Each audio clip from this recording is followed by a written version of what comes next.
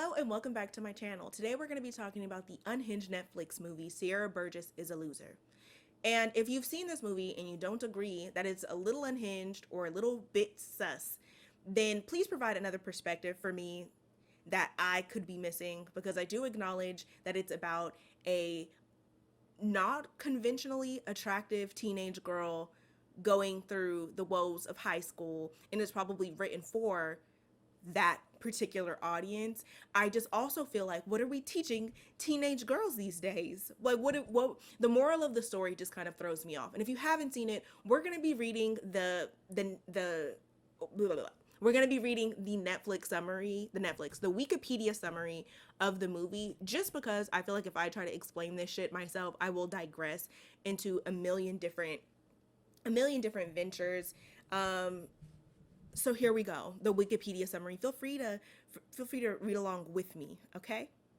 Sierra is a smart and aspirational high school student striving to get admitted into Stanford University. She is not popular and not considered attractive. Popular classmate Veronica both criticizes and insults her, which she answers with wit and sidesteps with charm. Okay. Which is pretty accurate. In the movie, Veronica bullies Sierra, but she kind of handles herself in a way where it's like, okay, she's a loser, no doubt, but she a loser that can handle her own, that can carry her own. Like, it's like you can try to insult her and shit, but she's not going to be boohooing about it. She's going to be like, okay, bitch. And, and that's something that I appreciated in the movie. Moving forward, Jamie is a handsome football player from another high school. He does not know that Veronica has a boyfriend attending college, and so he asks for her phone number. Wanting to dodge Jamie's attention, she gives him Sierra's phone number as if it were her own. So there's a scene in the movie where Jamie approaches Veronica out at like a little diner or whatever. And even like Veronica's friends are like, okay, he was really cute. Why did you not want to be with him? And she's like, he hangs out with losers. Like, look at his dumbass friends. The fuck? Which was a crazy concept. But moving forward, Jamie and Sierra begin texting, where they exchange messages and flirt. Although she realizes he believes he is communicating with someone else, she develops a crush on him. In band class, Sierra tells her best friend Dan that she has met someone, explaining how it happened. He disapproves of Sierra's actions, but she defends herself by saying that Jamie's decision to engage with her have only been based on his interactions with her. So she knows at this point, Sierra knows that Jamie has the wrong number. He's sent her a selfie, so she's like, oh shit, like he's cute and we've been talking. She has a crush on him. They continue talking. She eventually finds out that Jamie believes he's talking to Veronica, which is also her high school bully. Crazy small fucking world, right? Sierra approaches Veronica, upset after being dumped by her college boyfriend, Spence, because he considers her unintelligent, which wasn't really what happened in the movie. The movie trailer makes it seem like Spence didn't want to be with her because she wasn't smart, but it just that he kept dumping her. And in the movie, Veronica kind of alludes to, he thinks I'm not mature, and that's just kind of how she's feeling. Sierra overhears Veronica having this conversation with her friends and approaches her and is like, let's help each other out. So Sierra is like, hey, I know you've been giving my numbers to people and I can help you get your guy back. I'll tutor you to be smart. So you can have your guy Spence, and you help me continue to catfish Jamie so he thinks that he's talking to you, but really he's going to be talking to me. So that's kind of the approach that Sierra has. Veronica ends up agreeing. As Veronica and Sierra are spending time together, we find out that Veronica's home life is kind of shitty. We find out that her dad has walked out on her and her family and leaves her mom for like a younger girl. And you see that Veronica's mom is like hypercritical of her and is like, her main thing is like, okay, you're a cheerleader, you need to be going and cheering, you don't need to be studying. Like, she wants her daughter to be a certain type of way. She wants her daughter to be an it girl over being, I guess, a scholar of sorts. So we kind of see why Veronica is the way that she is. Not that it's any excuse to bully anybody, but hurt people hurt people. And see, as Veronica and Sierra are hanging out, they actually start to vibe with each other. Like they actually start to really like each other. And in doing so, they kind of low key become friends. And Sierra is still using Veronica to catfish Jamie. So Veronica would be taking selfies and then Sierra would be sending it to Jamie. At one point, there's this tense ass scene where there's multiple scenes where I was just like, bro, like you're doing too much. Like at this point, you're doing way too much. I couldn't ever imagine putting that much effort into catfishing somebody. So at one point, they're video chatting, but in front of the camera is Veronica and Sierra is talking and they're playing it off like there's a lag in the video. And he completely fucking bought it, which why wouldn't he? Why would the girl that who gave you her number be actually somebody else? Like the whole thing was just fucked. And then at one point, Veronica goes on a date with Jamie, and Sierra is literally there the whole time. This bitch is behind them in the movie theater, feeding her lines of what to say. And at one point, they're out by Jamie's car. Sierra is hidden underneath his fucking car, like texting her answers of what to say. And the part that I find the most fucking ridiculous is at the times where Jamie is actually talking to Veronica, he'll make comments like, "Oh, your voice sounds skinny." Your voice sounds so skinny. And then he'll be talking to Sierra over the phone, like, "Oh, your voice sounds a little husky again." Like it is so unbelievably cringe. Who would do that?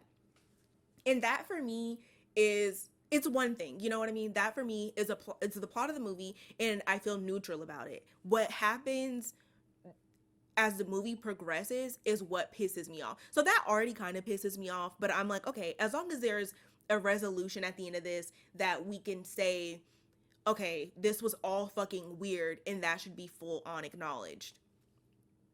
But that's not what happens. So as I mentioned in my little summary, which was part Wikipedia and part my own rendition, Sierra and Veronica become friends, right? So at one point, Veronica invites Sierra to a party.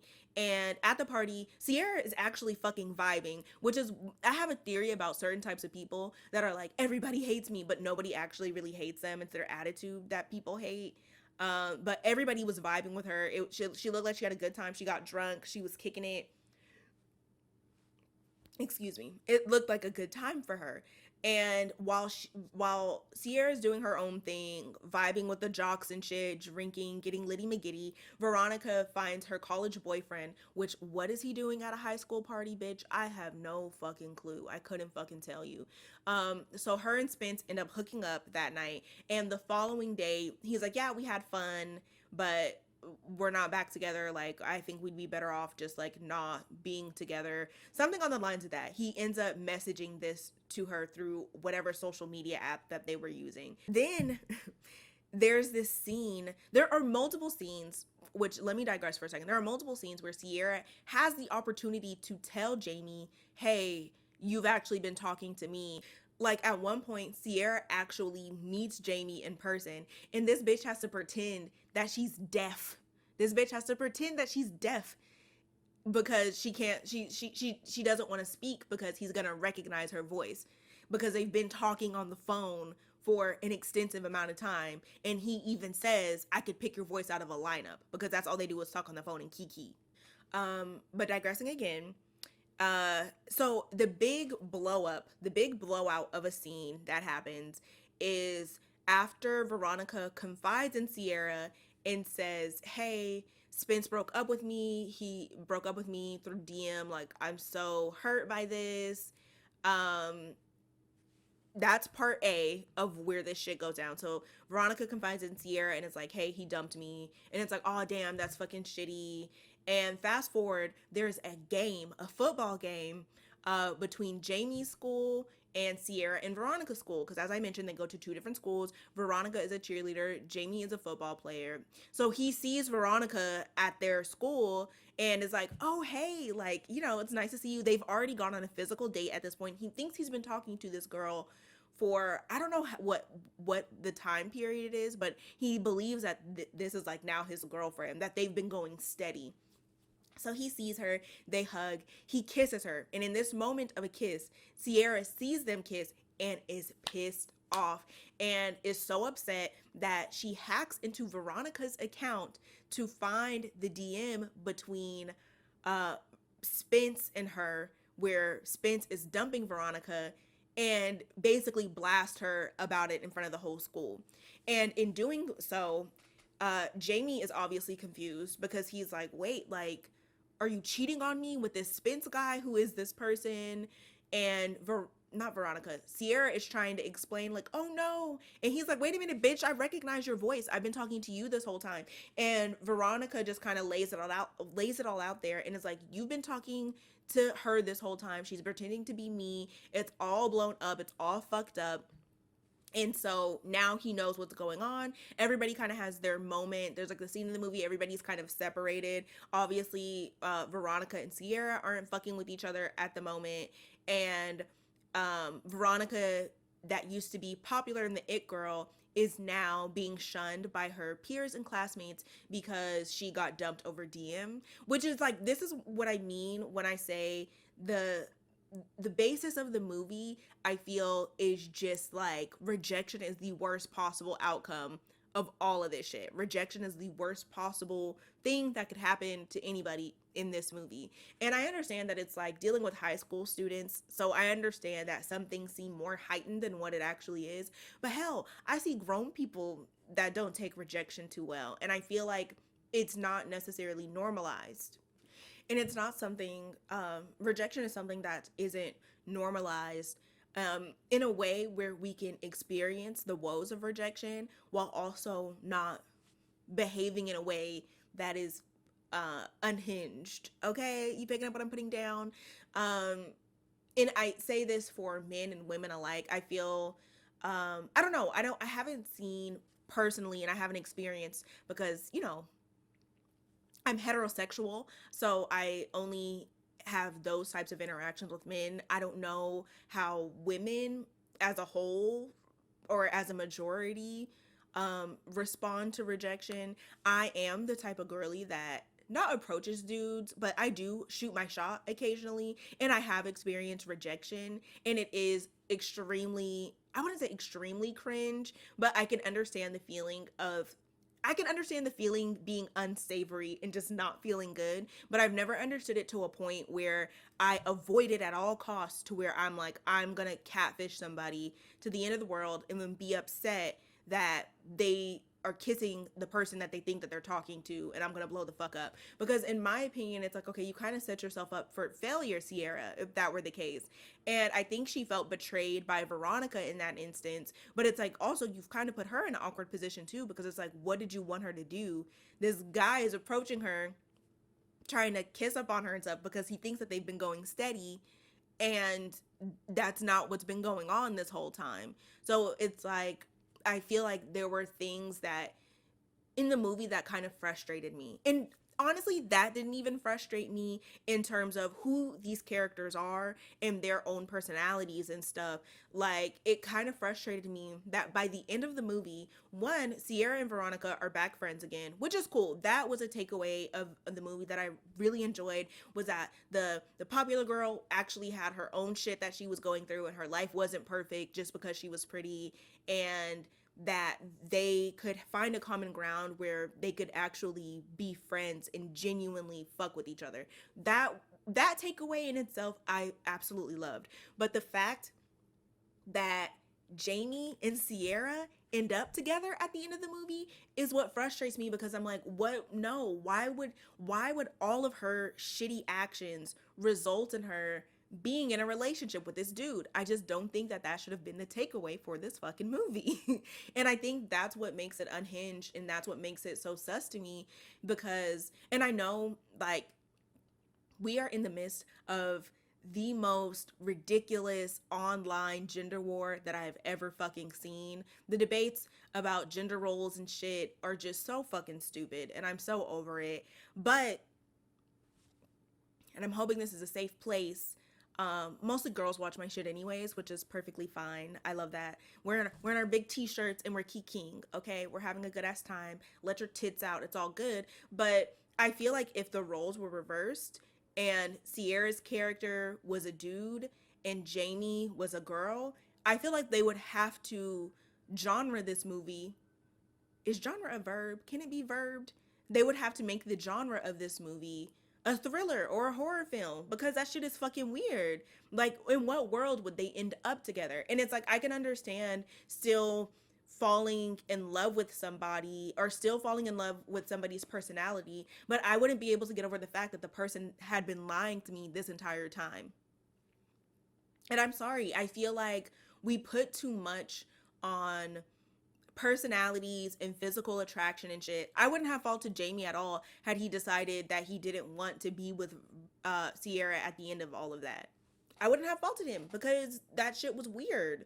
That shit was fucking weird. And I hate that that's how the movie ended because I'd hate for a teenage girl to be watching that and think, that's what I gotta do. Instead of having the energy of, okay, whoever is fucking with me is fucking with me, and whoever isn't fucking with me is, is fucking with me. Whoever isn't is, my word, whoever is fucking with me is fucking with me, and whoever isn't is not. And that's what it is. Because regardless of what you look like, regardless of your personality, there are going to be people that just aren't into it. You could like that person with all your heart, but they're not probably going to be into it. There's just going to be people that don't like it, or they don't love it enough to want to be with it. And I don't know. I just don't like that that was the takeaway. It's just weird to me. And don't get me wrong, the cast of the movie was fucking fabulous. You got Barb from Stranger Things. I don't know any of these people's real name except for Noah Centineo. Just because I feel like right now, or not right now, there was a certain point in time where on Netflix, I feel like he was the equivalent of Chad Michael Murray in the early 2000s, where if there was a motherfucking rom-com, he was in it and he was going to be playing the love interest. Like, shit like that. I feel like that's kind of his vibe. And then of course we have RJ Styler from Rap Shit, which I've been watching and really been enjoying. But the cast and stuff was good. The acting and stuff was good. Oh girl, well, let me look at her name. Shannon Purser from Stranger Things, aka Barb. She has a beautiful singing voice. Like, everything was there. I enjoyed the aesthetic of the movie. It was just the ending that pissed me off so much. And at one point towards the end, Sierra and Jamie are having this conversation, and he's like, yeah, like, to be honest, I would not have gone after you had we not done this. Like, I would have overlooked you for sure. And in my opinion, whose fault would that have been? Like, you know what I mean? Like, I feel like it is important to not judge a book by its cover, I feel, but it's like, you like what you like, you're attracted to what you're attracted to, and I don't think that he should have been faulted for that, and I don't think that he deserved being lied to the way that he was lied to. And the fact that everything, and I mean everything, worked out in her favor by the end of the movie, just it just kind of pissed me off. Like, I'm like, what lesson was learned here? Because I just don't feel like she experienced enough consequences for her actions. Like, honestly, truly, by the end of the movie, I feel like even Veronica deciding to be friends with her still after she betrayed her like that and blasted her shit out in front of the whole school, knowing that it was gonna have a negative repercussion for Veronica, it's shitty. Friends don't fucking do that. Like, she wasn't a good friend. She lied the whole fucking movie, was an asshole the whole fucking movie. And granted, there were things that I feel like she didn't deserve, like people being rude to her and making fun of her and teasing her and shit was not cool. And I feel like that's something that should have been addressed in a different way. That wasn't, okay, everyone's mean to me, so I'm gonna go on the internet or she didn't go on the internet. I'm gonna lie to this boy that I have a crush on and make him think that he's talking to Veronica, but he's really talking to me. And it's like, and I feel like, I don't want to call it assault, but there was also a scene in the movie where Veronica and Jamie are on their date, and Veronica covers Jamie's eyes so Sierra can army crawl from underneath Jamie's truck to kiss him. And it's like, he didn't consent to that shit. Like, he didn't agree to do that shit. He agreed to kiss Veronica, not you, bitch. Like, and like I said, I get it. But I wish the moral of the story would have been, it's okay that somebody doesn't like you. You can find somebody. Like, I wish it would have did like a thing where it was like however many years later, and she's in college and she's with a guy that seen her beauty from the jump, and she didn't have to lie and pretend to be somebody else for him to be able to see it, and she's in a happy, loving relationship, right? Because how far is real shit, how far would Jamie and Sierra's relationship actually go? Because this entire time he's been envisioning Veronica, and it's like, sure, okay, they've gotten together and shit, and he loves her for her personality, but I feel like ignoring the fact that physical attraction is a thing and it exists is kind of crazy to me. Like, they just completely obliterated that part. And I feel like it would have been valid for him to be like, hey, we can still be cool friends and shit, but I'm not attracted to you in that way. Like, I would have rather an ending like that. But instead, it just, the moral of the story for me was, yeah, like, if you're getting overlooked, pretend to be somebody else. Pretend to be somebody that's conventionally attractive, and then you'll get the guy. He'll fall in love with your personality, and then you can reveal yourself, and then all will be okay, and all will be good. And I've seen so many episodes like that on Catfish too, where it's just, no. Like, I just don't like the whole idea of having to lie to somebody, essentially manipulating somebody into liking you. And I get it, like, it could, I get in situations it could feel unfair and it could feel shitty sometimes, where it's like, oh, why doesn't this person like me? I feel like we would be really good together. But it's like, you can't force somebody to do that shit. You can't force somebody to be physically attracted to you. You can't manipulate somebody into believing that they're talking to somebody, but they're actually talking to you. Like, it's just, it's weird. Like, y'all hear my back popping and shit? Ooh, I've been sitting for far too long. But yeah, overall, like I said, the movie was cool in terms of the aesthetic. Like, the vibe of the movie was very chill, if that makes any sense. I liked it. I liked, not the movie itself, not the plot itself, but the acting was really good. The music was really good. Like, it just kind of felt like kind of buttery to me, if that makes any sense. Like, it's not super aggressive in terms of visuals and in terms of music and even decibels. Like, it just was a very laxed movie, you know? Which honestly is why I think I've seen it so many times, because it's like one of those movies that I would watch. I've seen this movie 1,000 times. Have you ever hate fuck somebody? I hate fuck watch movies. I don't know why I needed to add the word fuck in there. I don't hate fuck movies. I hate watch movies sometimes, where I'm like, I can't stand the fucking plot of this shit, and I watch it over and over and over again, just because I have movies like that. I have TV shows that are like that, where I'm like, I can't, like Riverdale. Like, after the first season, the plot was just so cringe to me. But let me tell you something. Let me tell you who has tuned into every fucking episode and will continue to tune into every fucking episode. And I can't explain it to you. I can't explain what it does for me, but it just kind of does it for me. But that's all I have for you today. I hope you have a wonderful day, be it a weekday or a weekend, whenever I decide to edit and post or whatever. And have a good one. Okay, bye.